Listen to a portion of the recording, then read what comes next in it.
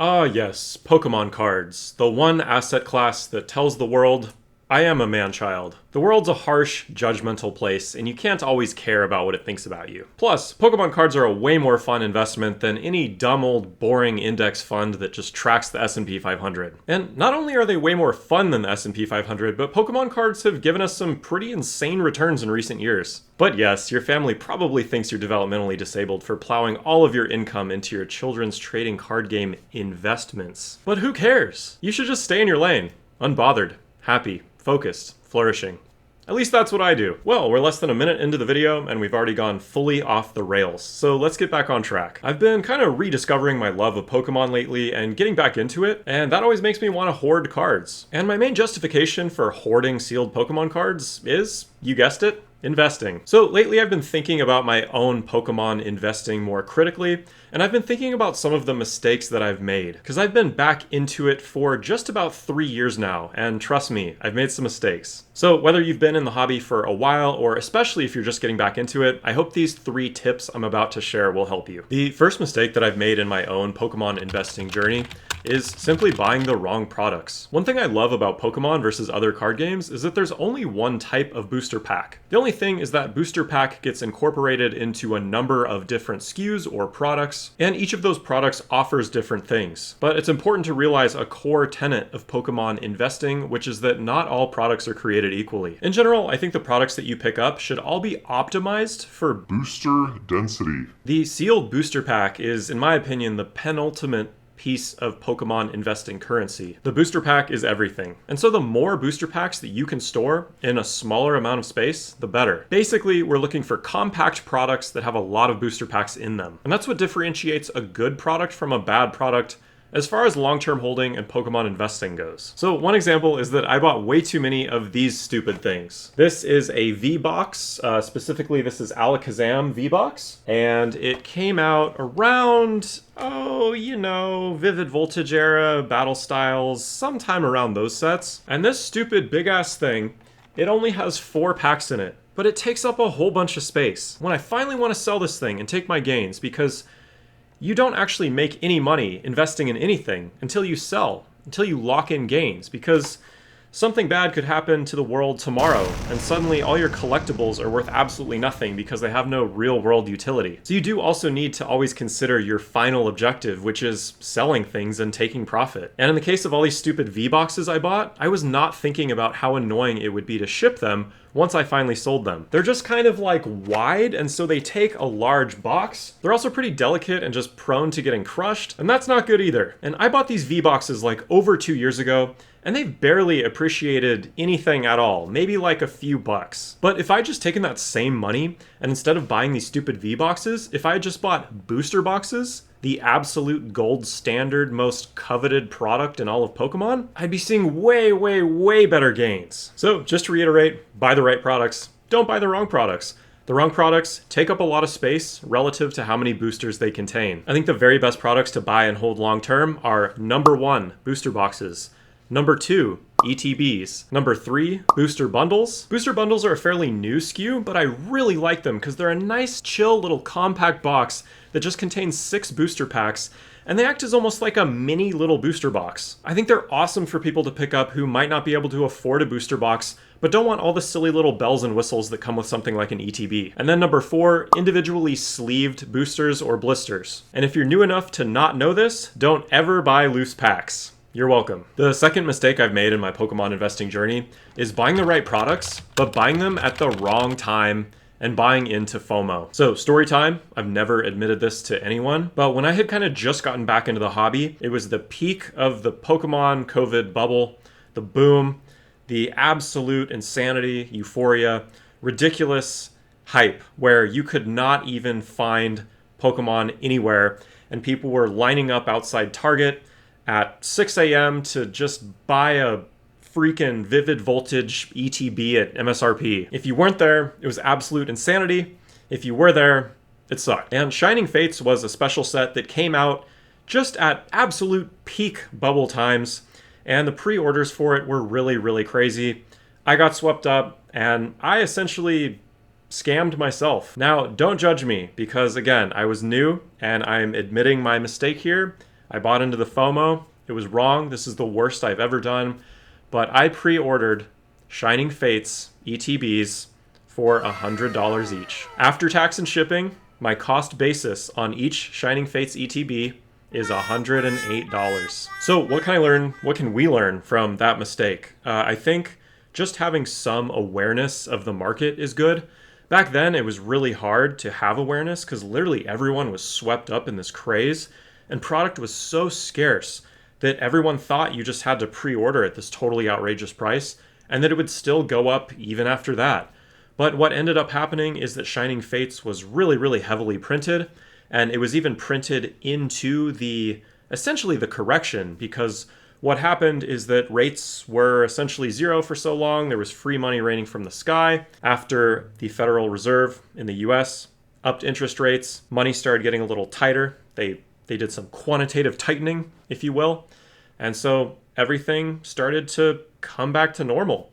At the same time, Pokemon got more of their own printers online and just printed like crazy. And Shining Fates was one of those products that just got printed like crazy.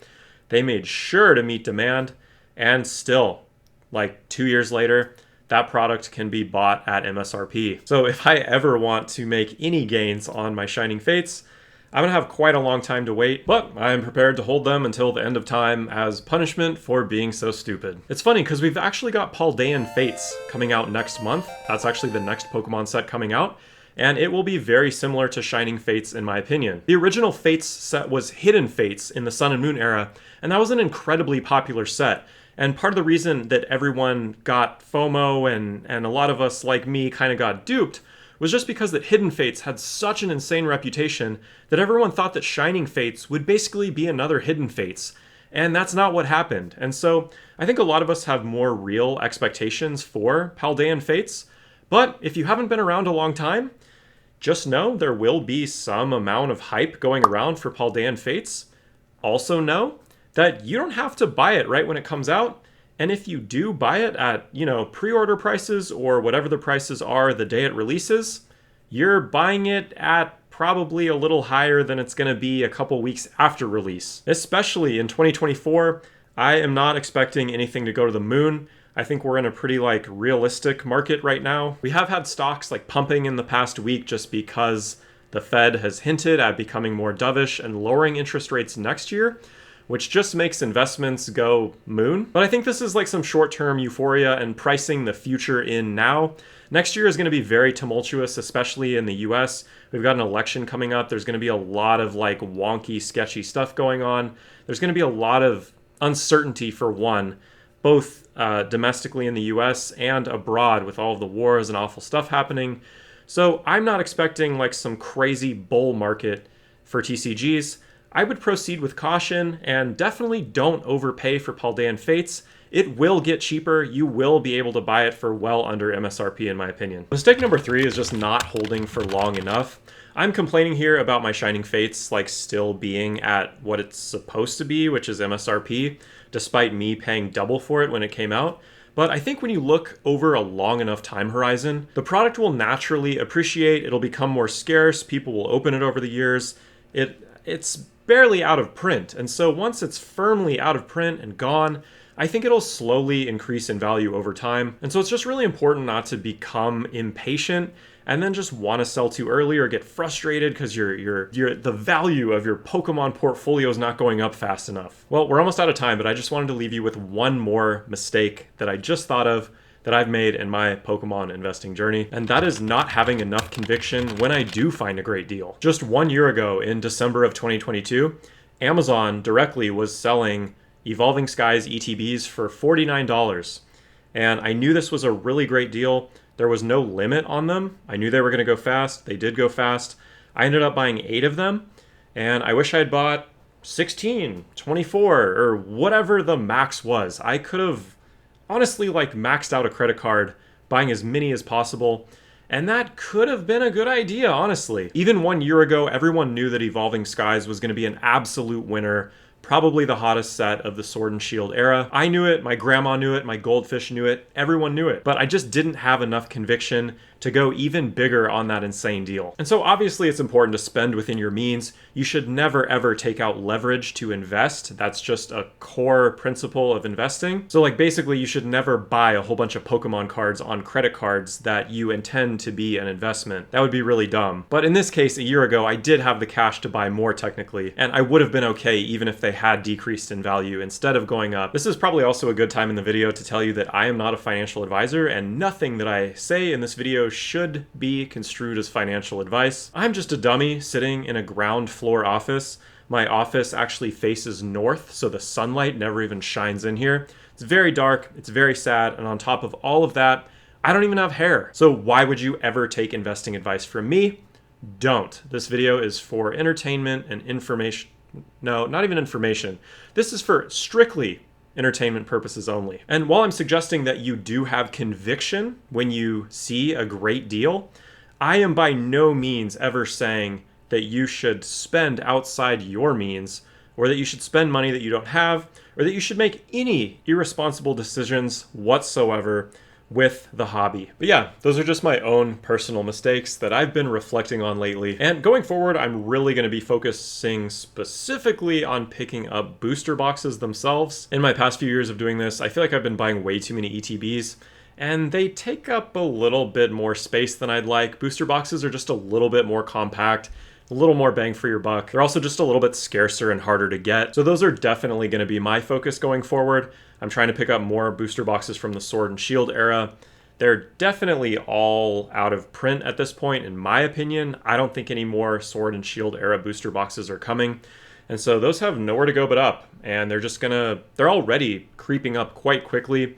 But I think their pace of growth will accelerate here probably at some point soon. So all aboard. The train's taking off, so get your bag while you can of Sword and Shield booster boxes. That's the way I see it personally anyway, not financial advice. I think it's also a pretty good time to pick up Scarlet and Violet era. There's some pretty crazy deals on booster boxes. I'm seeing like $90 boxes for at least a couple of the Scarlet and Violet sets, and usually those prices just don't last that long. So that's where I'm at currently, but I'd love to know where you guys are at in your own specific Pokemon investing journeys as well. What are you picking up? Have you learned these same lessons that I've learned? Have you learned different ones? Did I miss anything? Thank you so much for watching, and I hope this was at least a little bit useful, and I will see you in the next one. Peace.